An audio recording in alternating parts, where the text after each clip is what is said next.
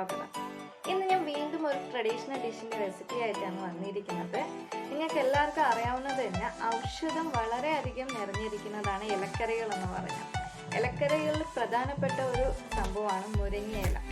മുരിങ്ങയില കൊണ്ട് ഒരു തോരനാണ് ഞാൻ ഉണ്ടാക്കാൻ പോകുന്നത്. മുരിങ്ങയില തോരനാണ്. അപ്പോൾ നമുക്ക് താമസിപ്പിക്കേണ്ട വീഡിയോയിലോട്ട് പോയാലും അപ്പോൾ നമുക്ക് കിച്ചണിൽ വെച്ച്. അപ്പോൾ മുരിങ്ങയില തോരൻ ഉണ്ടാക്കാൻ വേണ്ടിയിട്ട് ഞാൻ ഇത്രയും മുരിങ്ങയില എടുത്ത് വെച്ചിട്ടുണ്ട്. നല്ലതുപോലെ കഴുകി വൃത്തിയാക്കിയാണ് വെച്ചിരിക്കുന്നത്. അപ്പോൾ ഇത് വെച്ചാണ് തോരൻ ഉണ്ടാക്കാൻ പോകുന്നത്. നെക്സ്റ്റ് വേണ്ടത് ചെറിയ ഉള്ളിയാണ്. ചെറിയ ഉള്ളി ഞാൻ 3 എണ്ണം എടുത്തിട്ടുണ്ട്. അതിനൊപ്പം തന്നെ വെളുത്തുള്ളി 4 അല്ലി വെളുത്തുള്ളി, പിന്നെ 2 പച്ചമുളക് കീറിയിട്ടിട്ടുമുണ്ട്.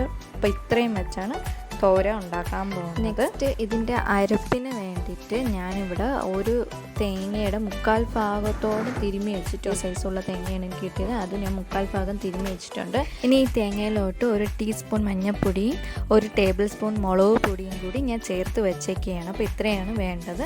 ഇനി നമുക്ക് സ്റ്റാർട്ട് ചെയ്യാം. ഗ്യാസ് ഓണാക്കി ഞാൻ ചീനച്ചട്ടി ഗ്യാസിലോട്ട് വെച്ചിരിക്കുകയാണ്. ചീനച്ചട്ടി ഒന്ന് ചൂടായി വന്നതിന് ശേഷം നമുക്ക് എണ്ണ ഒഴിച്ച് കൊടുക്കാം. ചീനച്ചട്ടി ഇപ്പോൾ ചൂടായി വന്നിട്ടുണ്ട്. ഞാൻ എണ്ണ ഒഴിച്ച് കൊടുത്തിട്ടുണ്ട്. എണ്ണ നല്ലതുപോലെ ചൂടായിട്ടുണ്ട്. ഇനി നമുക്ക് കുറച്ച് കടുക് ഇട്ട് കൊടുക്കാം.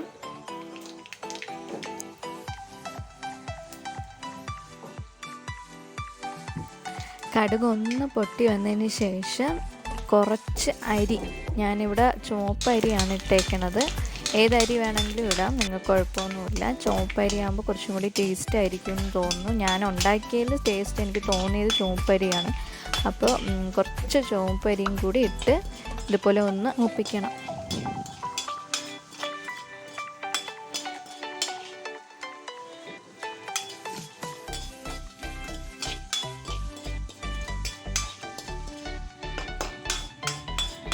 ഇപ്പോൾ എല്ലാം നല്ല മൂത്ത് വന്നിട്ടുണ്ടെങ്കിൽ നമുക്ക് മുരിങ്ങയില ഇട്ട് കൊടുക്കാം.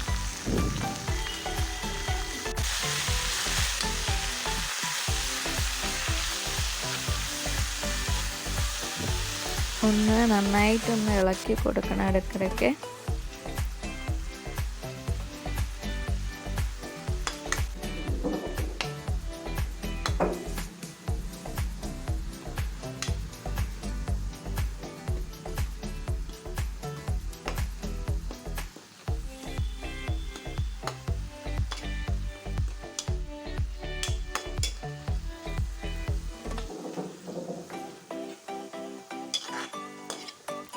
മുരിങ്ങയില ഒന്ന് വാടി വന്നിട്ടുണ്ട്. ഇനി നമുക്ക് കുറച്ച് തേങ്ങ, ഇത്രയും തേങ്ങ ഞാൻ വെറുതെ ഒന്ന് ഇട്ട് കൊടുക്കുകയാണ്.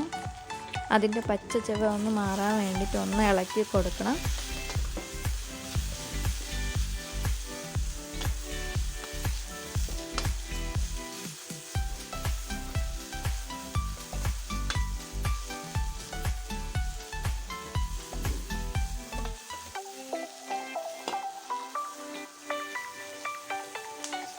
ഇപ്പോൾ ഏകദേശം മുരിങ്ങ വെന്തിട്ടുണ്ട്. നമുക്ക് അരപ്പിടാം. നമ്മൾ നേരത്തെ എടുത്തു വച്ചിരുന്ന ചെറിയ ഉള്ളി, വെളുത്തുള്ളി, പച്ചമുളക്, തേങ്ങ ഇതെല്ലാം കൂടി അരച്ച്, ഞാൻ നേരത്തെ പറഞ്ഞ പോലെ ഞാൻ ഇവിടെ അമ്മിക്കല്ലാണ് യൂസ് ചെയ്യണത്. അപ്പോൾ അമ്മിക്കല്ലാണ് അരച്ചാണ് ഈ അരപ്പിട്ടേക്കുന്നത്. ഒന്ന് നന്നായിട്ടൊന്ന് ഇളക്കി കൊടുക്കണം.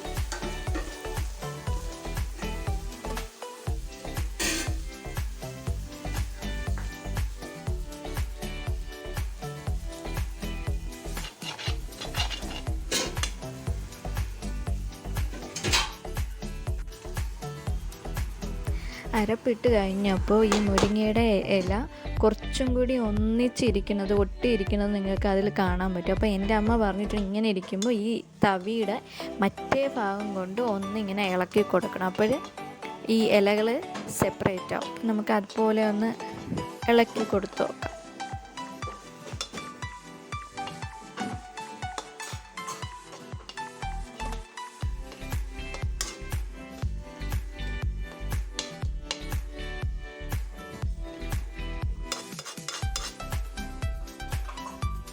ഞാൻ നല്ലതുപോലെ ഇളക്കിയിട്ടുണ്ട്. ഞാൻ കൂട്ടി നടുക്ക് വച്ചിരിക്കുകയാണ്. അപ്പോൾ നമുക്കൊരു പാത്രം വെച്ച് മൂടി കുറച്ച് നേരം വെയിറ്റ് ചെയ്യാം. അപ്പോൾ പെട്ടെന്നൊന്ന് വെന്ത് കിട്ടും. ഇപ്പോൾ 5 മിനിറ്റ് കഴിഞ്ഞ് ഞാനിപ്പോൾ തുറന്ന് നോക്കിയപ്പോൾ ഏകദേശം മുരിങ്ങയില വെന്തിട്ടുണ്ട്. നമുക്കൊന്ന് ഇളക്കി കൊടുക്കാം. ഞാൻ ഇപ്പോഴും തവിയുടെ മറ്റേ ഭാഗം കൊണ്ടാണ് ഇളക്കി കൊടുക്കുന്നത്.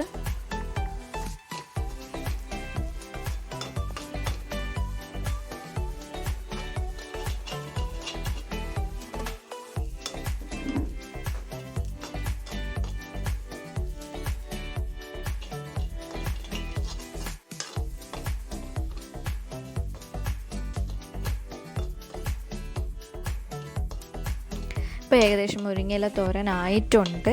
ഇനി എന്തെങ്കിലും അതിൽ ജലാംശം ഉണ്ടെങ്കിൽ ഒന്ന് ഇതുപോലെ ഒന്ന് നിരത്തി ഇട്ട് കൊടുക്കണം. അപ്പോൾ എന്തെങ്കിലും ഉണ്ടെങ്കിൽ അങ്ങ് പൊക്കോളും.